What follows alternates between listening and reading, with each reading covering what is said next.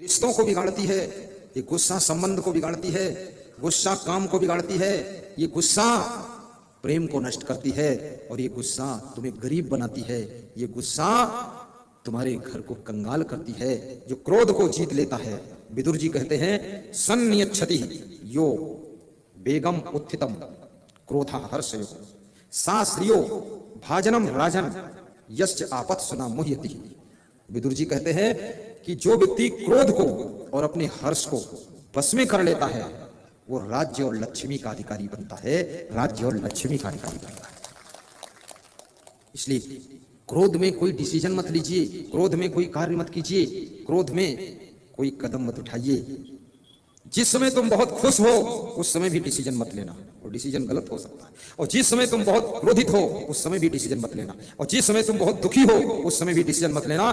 दुख की घड़ियों में और सुख के समय में बहुत सुखी हो, हर्ष फूल गए, डिसीजन गलत हो जाएगा। एक भूखा आदमी कह रहा था कि मुझे कोई भोजन खिला दे तो जिंदगी भर उसका साथ दूंगा। तो भोजन खिलाने वाले ने भोजन खिला दिया। बोले अब बोल क्या करेगा? बोले जब मैंने कहा था तो मैं भूखा आदमी था इसलिए कहा था, अब छका आदमी हूं, अब अपने घर जाऊंगा, तुम्हारा कुछ नहीं करूंगा। भूखे आदमी का निर्णय भी बदल जाता है। इसलिए गुस्सा में कभी घर में नाराजी हो जाए, गठरी बांधकर मायके मत चली जाना, अन्यथा वहां जाकर पछताना हो जाएगा कि गलत आ गई। और घर के दुख को अपने माँ बाप को भी मत बताना। महिलाओं को निवेदन है, फोन मत लगाना रोज अपनी माँ को।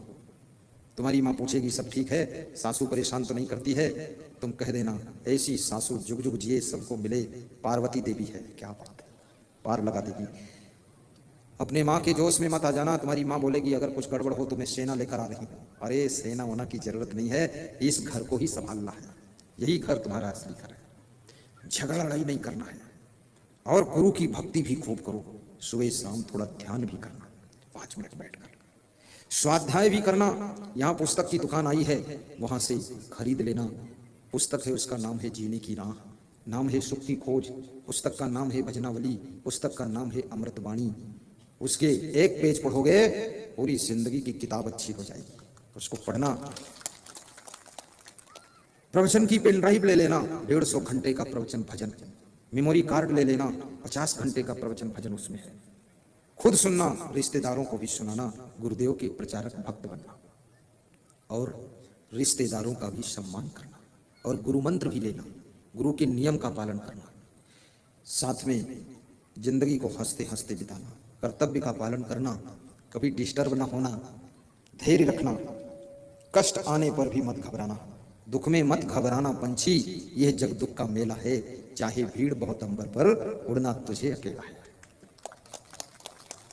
तुम्हारी माँ तुमसे बहुत प्रेम करती है, कभी उसकी मृत्यु हो जाएगी, उसके वियोग का दुख भी सहना, विचलित ना होना। कभी पति का वियोग होगा, पत्नी का वियोग होगा, बेटे का वियोग होगा, क्योंकि ये मृत्युलोक है। यहाँ किसी का शरीर अमर नहीं है। आत्मा अमर है, अजर है, अविनाशी है, लेकिन शरीर नाशवान है, और इस शरीर की सबकी मृत्यु होती है। इस शरीर के प्रति विशेष मोह भी मत करना, क्योंकि ये शरीर परिवर्तनशील है। सब आत्माओं के लिए शुभ कामना करना,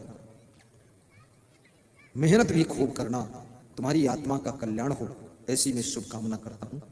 और शरीर के स्वास्थ्य का भी ध्यान रखना, ऐसा वैसा उल्लुल जुल्लुल गंदा फंदा मत खाना।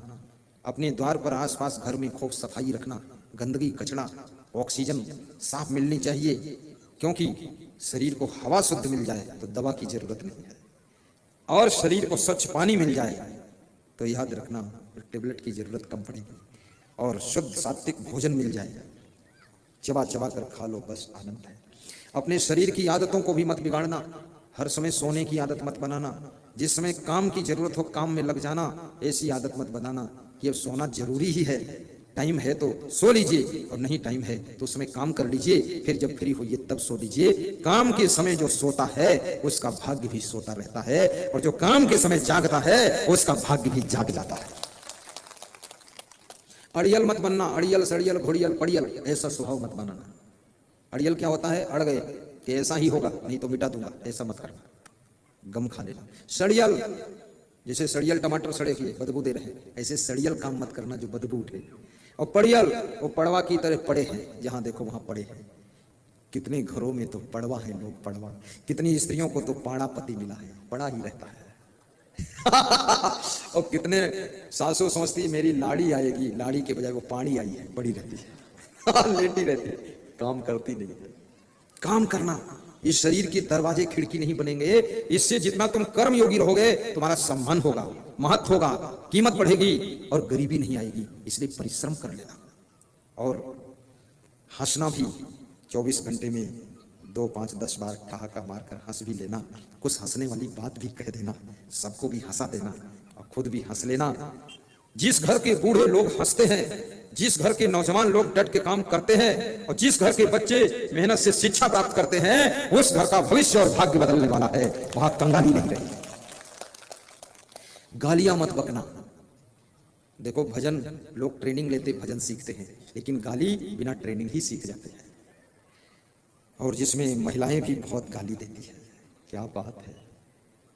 ये जब महिला बहुत मजेदार है, वो जब भजन गाएगी ना तो ऐसा मीठा भजन गाएगी कि पुरुष ललचा जाएगा। और जब गाली देगी ऐसी गाली देगी बिल्कुल बंदूक की गोली, सब घायल हो जाएंगे। गालियां मत बकना, चुप रहना, शांत हो जाना और आपका घर मंगल भवन बने, आपकी वाणी मंगल वाणी हो, आपका जीवन मंगलमय हो और आपका अगला जन्म भी मंगलकारी हो। और आपके घर में मुझ जैसे संत के चरण भी आने चाहिए, घर पवित्र हो। ये धन्य है बीजू खेड़ी गांव। आशीष कुमार को मैं धन्यवाद देता हूं। खड़े हो, बहुत हिम्मत का काम किया जो तुमने प्रोग्राम लिया है, एक दिवसीय प्रोग्राम। बैठो बेटा।